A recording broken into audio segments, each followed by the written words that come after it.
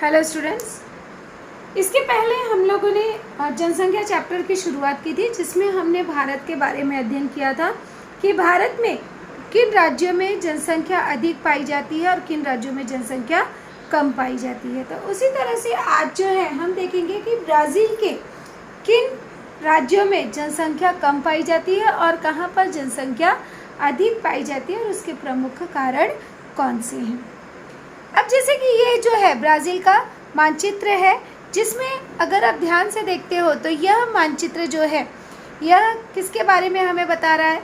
तो यह मानचित्र जो है ब्राज़ील की जनसंख्या वितरण के बारे में बता रहा है कि यहाँ पे ब्राज़ील में जनसंख्या का वितरण किस तरह से है। और यह जो दूसरा मानचित्र है यह जो है ब्राज़ील की जनसंख्या के घनत्व के बारे में बता रहा है कि यहाँ पर जनसंख्या का घनत्व कितना है, जैसे 50 से कम है या वहाँ पे 51 से 100 तक है, किन राज्यों में 101 से 150 है, कहाँ पर जो है 151 से 300 है और कहाँ पे 300 से अधिक है, उसके बारे में यह हमें जानकारी देता है। अब हम देखेंगे कि इन दोनों मानचित्रों के आधार पर किस तरह के प्रश्न एग्ज़ाम में आपको पूछे जाएंगे मानचित्र पठन के लिए। तो यहाँ पे स्टूडेंट्स ध्यान में रखना है, जैसे कुछ प्रश्न पूछे जा सकते हैं। जैसे यहाँ पे पहला क्वेश्चन है कि ब्राज़ील के किस भाग में जनसंख्या बड़े पैमाने पर केंद्रित दिखाई देती है। अभी ब्राज़ील के किस भाग में आपको ब्राज़ील के ये जो है ब्राज़ील का घनत्व का अगर देखते हो तो ब्राज़ील के किस भाग में आपको घनत्व अधिक दिखाई दे रहा है, वहाँ पे जनसंख्या भी बड़े पैमाने पर दिखाई देगी। अब अगर हम ब्राज़ील के पूर्वी भाग की बात करें, क्योंकि ये पूर्वी भाग है, ये ब्राज़ील का उत्तरी, दक्षिण, पश्चिम और पूर्वी भाग, तो अगर हम ब्राज़ील के पूर्वी तट पर, ये पूरा पूर्वी तट हो गया, तो पूर्वी तट पर तथा समशीतोष्ण जलवायु वाले जैसे रियो डी जेनेरो और साओ पाउलो राज्यों में जनसंख्या बड़े पैमाने पर दिखाई देती है। तो यहाँ पर आप बता सकते हो कि पूर्वी तट पर, ब्राज़ील के पूर्वी तट पर जनसंख्या अधिक दिखाई देती है। अब दूसरा यहाँ पे क्वेश्चन है कि ब्राज़ील के किस भाग में जनसंख्या का घनत्व या जनसंख्या अत्यंत कम है। अब यहाँ पे कम आपको जनसंख्या कहाँ दिख रही है। अब अगर ध्यान से देखते हो तो यहाँ पर आप देख रहे हो जनसंख्या बहुत ही कम है। तो यहाँ पर अर्थात ब्राज़ील का उत्तरी भाग, आप जस्ट इतना भी लिखोगे तो भी आपको पूरे मार्क्स मिलेंगे कि ब्राज़ील के उत्तरी भाग में जनसंख्या का घनत्व अत्यंत कम है। या इस तरह से भी आप लिख सकते हो कि ब्राज़ील के उत्तरी भाग में अमेज़न नदी की घाटी में जनसंख्या का घनत्व अत्यंत कम है। तो इस तरह से आप दोनों तरह से रिस्पॉन्स दे सकते हो। अब अगला क्वेश्चन क्या पूछा जा सकता है, जैसे मानचित्र में वितरण दिखाने हेतु कौन सी पद्धति का उपयोग किया गया है। अब अगर यहाँ पे देखते हो तो यहाँ पे आप डॉट डॉट देख रहे हो और यहाँ पे लिखा भी है कि 1 बिंदु बराबर 2 लाख व्यक्ति बराबर। तो यहाँ पर किस पद्धति का उपयोग किया गया है, बहुत ही आसानी से आप लिख सकते हो कि मानचित्र में वितरण दिखाने हेतु बिंदु पद्धति का उपयोग किया गया है। अब अगला क्वेश्चन यहाँ पे पूछा गया है, जैसे कि उत्तर की ओर स्थित कम जनसंख्या वाला कोई एक राज्य बताओ। अब यहाँ पे ये उत्तर की ओर है और कम जनसंख्या आपको बताना है। तो कम जनसंख्या अगर आप यहाँ से भी देखते हो तो भी आपको एकदम क्लियर हो जाएगा कि यहाँ पे 50 से कम है। अब कोई भी एक राज्य बताना है, आप कोई भी एक बता सकते हो, जैसे अमेजोनस, रोराइमा, अमापा, पारा, मरानहाओ, इनमें से कोई भी एक राज्य आप यहाँ पर बता सकते हो कि जहाँ पर सबसे जनसंख्या कम है, विरल है।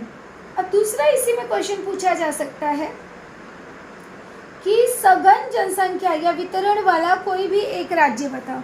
अब सघन मतलब अधिक, अब अधिक कौन सा है, जैसे 300 से अधिक, आप ये भी बता सकते हो, 151 से 300 से अधिक ये भी बता सकते हो। तो सबसे ज़्यादा अगर देखा जाए तो यहाँ पे 300 से अधिक मतलब साओ पाउलो, ये जो राज्य आपको दिख रहा है ये है साओ पाउलो। तो यहाँ पे आप बता सकते हो कि साओ पाउलो राज्य में सबसे अधिक या सघन, सघन मतलब अधिक, विरल मतलब कम, तो यहाँ पर आप बता सकते हो कि साओ पाउलो राज्य में सबसे सघन जनसंख्या पाई जाती है।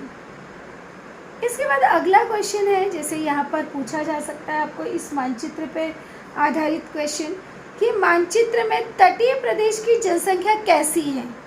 अब ये पूरा तटीय प्रदेश है, ये हमारा पूरा तटीय प्रदेश है, पूर्वी तटीय प्रदेश। तो अब आप बताइए कि तटीय प्रदेश में जनसंख्या कैसी है। तो अगर आप यहाँ के तटीय प्रदेशों में जनसंख्या देखते हो तो यहाँ पर जनसंख्या सघन है। तो बहुत ही आसानी से आप आंसर लिख सकते हो कि मानचित्र में तटीय प्रदेश में जनसंख्या सघन है। अगला क्वेश्चन पूछा जा सकता है कि पश्चिमी ब्राज़ील में जनसंख्या कैसी है। अब ये हमारा पश्चिमी ब्राज़ील है। अब यहाँ पे आपको दिखाई दे रहा है कि पश्चिमी ब्राज़ील में या पश्चिमी तट पर, आप कहीं पर भी देख लोगे पश्चिमी तट है ही नहीं, ये जो है ब्राज़ील का भाग जो है पश्चिमी, यहाँ पर जनसंख्या का वितरण बिल्कुल विरल है। अगला क्वेश्चन भी आपको पूछा जा सकता है, जैसे जनसंख्या वितरण की प्रवृत्ति कैसी है। तभी यहाँ पर अगर हम इसका ब्राज़ील के मानचित्र का अच्छे से अध्ययन करते हैं तो यहाँ पर हमें मिलेगा कि जनसंख्या का वितरण पश्चिम की ओर जो है, यहाँ पर पश्चिम की ओर बिल्कुल कम है और पूर्व की ओर अधिक है, और इसी प्रकार से उत्तर की ओर जनसंख्या का वितरण विरल है और दक्षिण पूर्व की ओर यहाँ पर सघन दिखाई देता है। तो इस तरह से आप जो है इस मानचित्र पर आधारित आपको प्रश्न पूछे जा सकते हैं और उसका आपको आंसर देना है। आइए अब हम देखते हैं स्पष्टीकरण कि ब्राज़ील का स्पष्टीकरण किस तरह से है।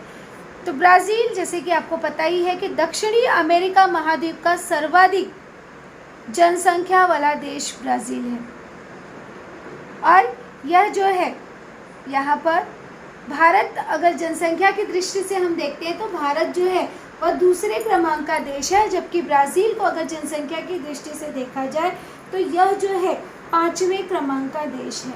और अगर हम क्षेत्रफल की दृष्टि से देखते हैं तो क्षेत्रफल की दृष्टि से भी ब्राज़ील जो है यह 5वें क्रमांक का देश है।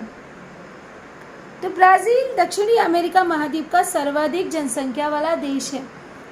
यहाँ पे खालिस्तान के लिए पूछा जा सकता है कि खालिस्तान दक्षिणी अमेरिका महाद्वीप का सर्वाधिक जनसंख्या वाला देश है। तो यहाँ पे एज अ आंसर हमें मिलता है ब्राज़ील। जनगणना 2010 के अनुसार लगभग 19 करोड़ जनसंख्या वाला ब्राज़ील विश्व में 5वें स्थान पर है, और क्षेत्रफल की दृष्टि से अगर यह देखा जाए तो विश्व में 5वें क्रमांक का देश है। तो यहाँ पे खालिस्तान के लिए पूछा जा सकता है या एक वाक्य में पूछा जा सकता है कि जनसंख्या की दृष्टि से ब्राज़ील किस क्रमांक का देश है, तो आपका ऐसा आंसर होगा 5वें क्रमांक का देश है। और अगर क्षेत्रफल की दृष्टि से पूछा जाए तो क्षेत्रफल की भी दृष्टि से ब्राज़ील जो है यह 5वें क्रमांक का देश है। अब यहाँ पे पृथ्वी के भूभाग, मतलब यहाँ पे जो जमीन है, तो पृथ्वी का भूभाग लगभग 5.6% है। पृथ्वी का भूभाग कितना है? 5.6% है। और अगर हम भारत की बात करते हैं तो ओनली 2.41% है। किंतु जनसंख्या जो है यहाँ पर 2.78% है, मतलब भूमि अधिक है और जनसंख्या कम है। इसीलिए देश में जनसंख्या का घनत्व औसतन 23 व्यक्ति प्रति वर्ग किलोमीटर है। मतलब ब्राज़ील में भूमि जो है वह अधिक है, इसीलिए 1 किलोमीटर में लगभग ओनली 23 व्यक्ति ही रहते हैं, जबकि भारत में इसका उल्टा है। भारत में 2.41% भूमि है और उससे लगभग 4 गुना अधिक 17% लोग जो हैं जनसंख्या वहाँ पर रहती है, जिसके कारण 382 व्यक्ति प्रति वर्ग किलोमीटर में रहते हैं। तो यहाँ पे एक प्रश्न बनता है कि ब्राज़ील में जनसंख्या का घनत्व औसतन कम है। तो इसके पीछे कारण है, पहला कि ब्राज़ील में पृथ्वी का भूभाग पर 5.6% भाग ब्राज़ील द्वारा व्याप्त है। दूसरा पॉइंट, किंतु विश्व की केवल 2.78% जनसंख्या ही इस देश में रहती है और इसलिए ब्राज़ील का घनत्व, औसतन घनत्व कम है। ब्राज़ील में जनसंख्या का वितरण असमान है। जैसे भारत में आपने देखा कि भारत में जनसंख्या का वितरण असमान था, तो उसी तरह से ब्राज़ील में भी जनसंख्या का वितरण यह असमान है। तो यहाँ पर प्रश्न बनता है कि ब्राज़ील में जनसंख्या का वितरण कैसा है। तो ब्राज़ील में जनसंख्या का वितरण असमान है। अधिकांश जनसंख्या पूर्वी तट में 300 किलोमीटर की चौड़ी पट्टी चौड़ी पट्टी में पाई जाती है। तो एक प्रश्न बनता है कि ब्राज़ील की अधिकांश जनसंख्या कहाँ पाई जाती है। जैसे आपको मानचित्र पठन में ही पूछा गया था, तो अधिकांश जनसंख्या पूर्वी तट पर, ये जो पूर्वी तट है, ये जो आपका पूर्वी तट है, इसी पूर्वी तट की पट्टी पर पाई जाती है। और घनी जनसंख्या का यह क्षेत्र ब्राज़ील की तटीय समतल नीची भूमि है। उसमें भी दक्षिणी पूर्वी तट का अनुकूल भाग जलवायु और एवं अधिवास हेतु उपयुक्त है।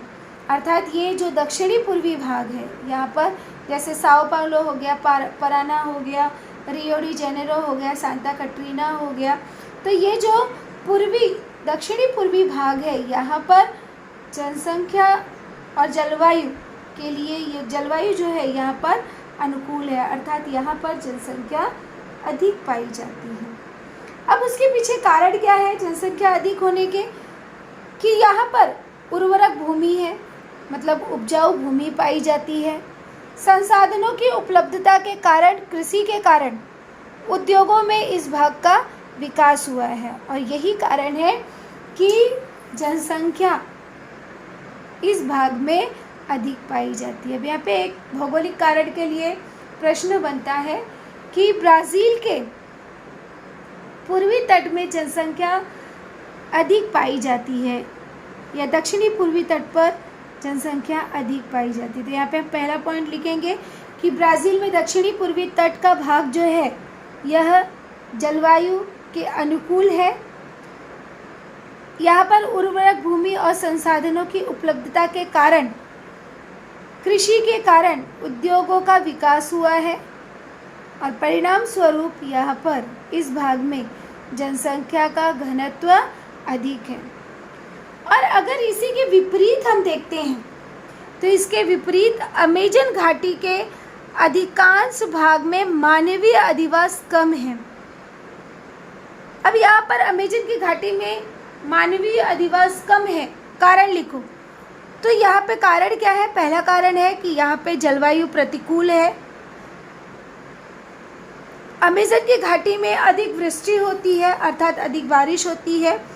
दुर्गमता एवं घने वनों के कारण इन भागों में मानवीय अधिवास हेतु बाधाएं उत्पन्न होती हैं और इसीलिए यही कारण है कि ब्राज़ील की इस भाग में जनसंख्या का वितरण विरल है।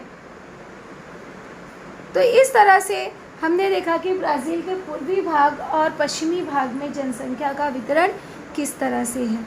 तो ब्राज़ील के मध्य एवं पश्चिमी भागों में भी जनसंख्या कम है और ब्राज़ील की उच्च भूमि में जनसंख्या का घनत्व मध्यम है। तो यहाँ पे एक प्रश्न बनता है कि ब्राज़ील के उच्च भूमि में जनसंख्या का घनत्व किस प्रकार का है। तो ब्राज़ील की उच्च भूमि में जनसंख्या का घनत्व मध्यम है।